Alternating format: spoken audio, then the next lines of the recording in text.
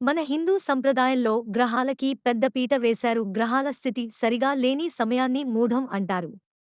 ఈ మూఢం ఉన్న కాలంలో ఎటువంటి శుభకార్యాలు కూడా చేయకూడదు అని మనం ఆచారం. ఈ మూఢాలు రెండు రకాలు, అవి గురుమూఢం, శుక్రమూఢం. అసలు మూఢం అంటే ఏమిటి?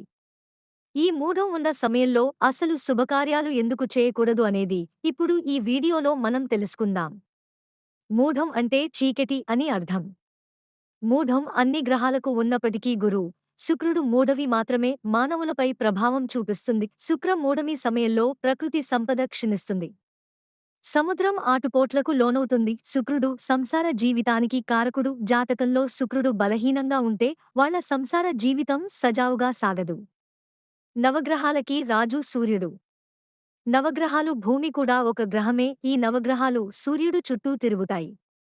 సూర్యుడు ఏదైనా ఒక గ్రహానికి ఒకే వరుసలో ఉన్నప్పుడు భూమి మీద మనకి ఆ గ్రహం కనిపించదు. దీనినే మూఢం అంటారు. సూర్యుడు దగ్గరికి ఏదైనా గ్రహం వెళ్ళినప్పుడు ఆ గ్రహం తన శక్తిని కోల్పోతుంది. అలా గురుగ్రహం సూర్యుని దగ్గరకు వచ్చినప్పుడు గురుమూఢం, శుక్రగ్రహం సూర్యుని దగ్గరికి వచ్చినప్పుడు శుక్రమూఢం ఏర్పడుతుంది. ఆ సమయంలో ఆ గ్రహాలు బలహీనంగా ఉంటాయి. అందుకే ఆ సమయంలో శుభకార్యాలు ఏమీ చేయకూడదు.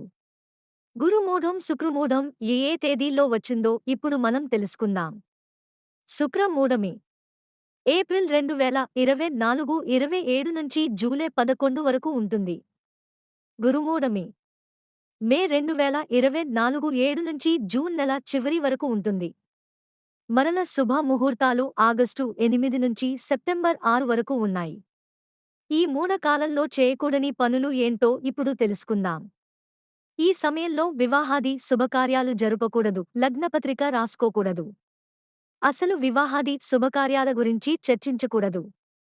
పుట్టు వెంట్రుకలు తీయకూడదు. గృహ శంకుస్థాపనలో, గృహప్రవేశం, గృహారంభం అటువంటి శుభకార్యాలు కూడా చేయకూడదు. అద్దె ఇల్లు మారటం కూడా చేయకూడదు. ఉపనయనం, యజ్ఞాలు చేయకూడదు.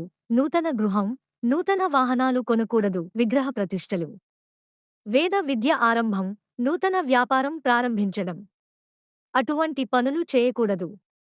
ఈ మూఢమి సమయంలో పైన తెలిపిన ఏ పనులు కూడా చేయడం అంత శుభ సూచకం కాదు. అసలు ఈ పనులు చేయవద్దు అని కూడా మన పండితులు చెబుతున్నారు. మూఢమి సమయంలో ఏ పనులు చేసుకోవచ్చు ఇప్పుడు తెలుసుకుందాం. ప్రసన్న చేసుకోవచ్చు. భూములు కొనడం, అమ్మడం, ఉద్యోగం మారడం, విదేశాలకు వెళ్లడం అటువంటి పనులు చేయవచ్చు. నూతన వస్త్రాలు కొనుక్కోవడం వంటి పనులు చేయవచ్చు.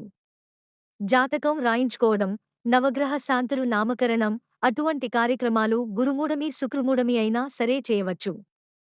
ఈ వీడియో గనుక నీకు నచ్చినట్లయితే లైక్ చేసి షేర్ చేయండి. అలానే సబ్స్క్రైబ్ చేసుకోండి.